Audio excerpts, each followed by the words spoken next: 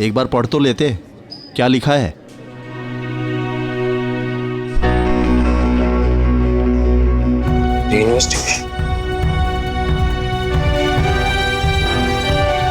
रीइन्वेस्टिगेशन के लिए आपसे किसने कहा? मुनीश गोयनका?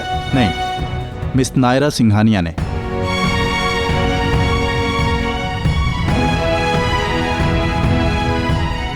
थंब प्रिंट यहां लगाओ।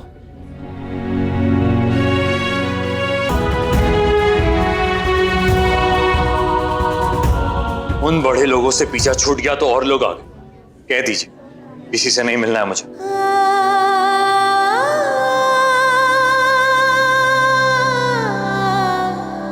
अब क्यों आई हो यहाँ? मैंने कहा ना मुझे नहीं मिलना। माँ के दुख में तुम्हारा दर्द नहीं देख पाई, इसके लिए मुझे माफ कर पाओगे? माफी मांगने की कोई जरूरत नहीं। माँ को खोना क्या होता है ये समझता हूँ। सारे सबूत तुम्हारे खिलाफ थे, शायद इसलिए मैं भी बहक गई। पर अब बहुत कुछ ठीक हो गया। और तो और पुलिस भी मानती है कि तुम शायद बेकसूर हो सकते हो। बस अब हमें ये साबित करना है। मैं जमीन आसमान एक कर दूंगी तुम्हें यहाँ से निकालने के लिए। कुछ नहीं होने दूंगी तुम्हें कार्तिक, बस तुम्हें मेरा साथ देना होगा कार्तिक। ये रिश्ता क्या, ये रिश्ता क्या। सबूत तो तब भी मिल जाते ना यार, अगर तुमने मेरा यकीन किया होता। तुम्हारे भरोसे से बढ़कर कोई सबूत नहीं था मेरे लिए, लेकिन वो ही नहीं मिला। तो अब ये सबूत मिले ना मिले मुझे फर्क नहीं पड़ता। अगर तुमने मेरा यकीन किया होता और कोर्ट ने फांसी की सजा भी सुनाई होती ना, तो वो भी मंजूर था मुझे, लेकिन ये मंजूर नहीं है। ये रिश्ता क्या, ये रिश्ता क्या कहलाता है। ये रिश्ता क्या, ये रिश्ता क्या कहलाता है। इस री-इन्वेस्टिगेशन से कुछ नहीं होने। मुझे मेरे हाल पर छोड़ दो, अपने घर जाओ। केस तो अब री-इन्वेस्टिगेट होगा, और मैं तब तक हार नहीं मानूंगी जब तक तुम्हें पूरी तरह से बेकसूर नहीं साबित कर देती।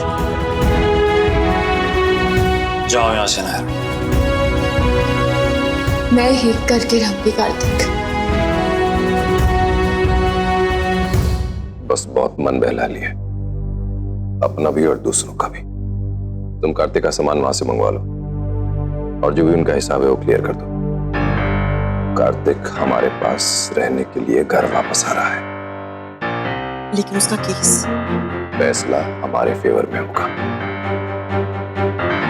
और अगर नहीं हुआ तो करवा लूंगा। अगर एक बार मैंने ठान लिया है तो फिर करके ही बैठूंगा।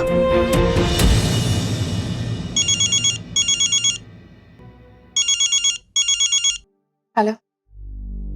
मैं जानता हूं कि तुम्हारी माँ को किसने मारा है। कौन बोल रहा है? हाँ? और कैसे पता है तुम्हें? हाँ? सामने आओ ना, सामने क्यों नहीं आते? और अब क्यों बता रहे हो तुम? हाँ? कैसे पता है तुम्हें? सबूत चाहिए ना, तो आकर मिलो मुझसे। टाइम और जगह मैं फिर से कॉल करके बताऊंगा।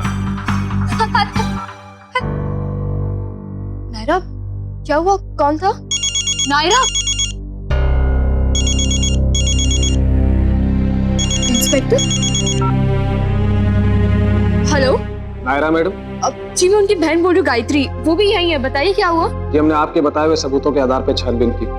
उनके हिसाब से तो कार्तिक बेकसूरी साबित होता है।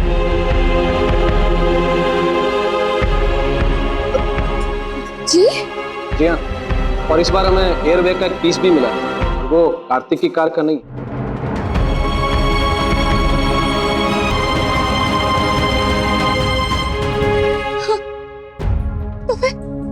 तो फिर किसका है? कौन था वहां पे? और अगर कार्तिक बेकसूर है तो कसूरवार कौन है? किसने मारा है मेरी मम्मा को? किसने?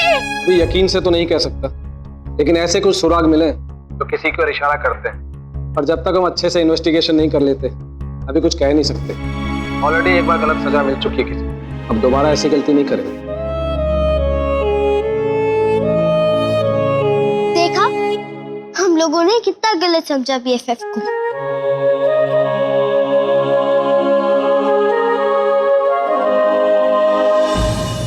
चलो चलो, प्लेन लैंड होने वाला है। रनवे रेडी रखो। मैं लव या कुछ नहीं हो कीर्ति। हाँ, पर भाई तो हो ही ना, और वो भी छोटे वाले, एकदम बुद्धू। तभी तो इतना मुंह फुलाए बैठे रहते हो पूरे टाइम। कार्तिक, तुम्हें पता नहीं चलता कि सब तुमसे कितना प्यार करते हैं और सब अपने मन से चाहते हैं कि तुम घर वापस आ जाओ।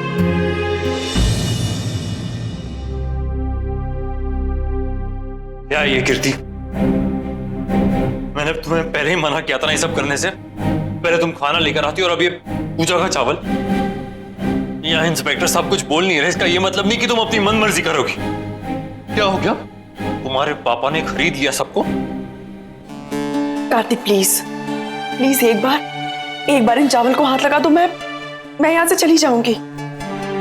माँ जी ने मुझे यहाँ भेजा है और हवन शुरू होने से पहले वापस आने को भी कहा है। तो कम ऑन कार्तिक, तुम क्यों इतना एटीट्यूड दिखा रहे हो? सब कुछ तो तुम्हारे लिए हो रहा है ना। तुम प्लीज चावल छू दो।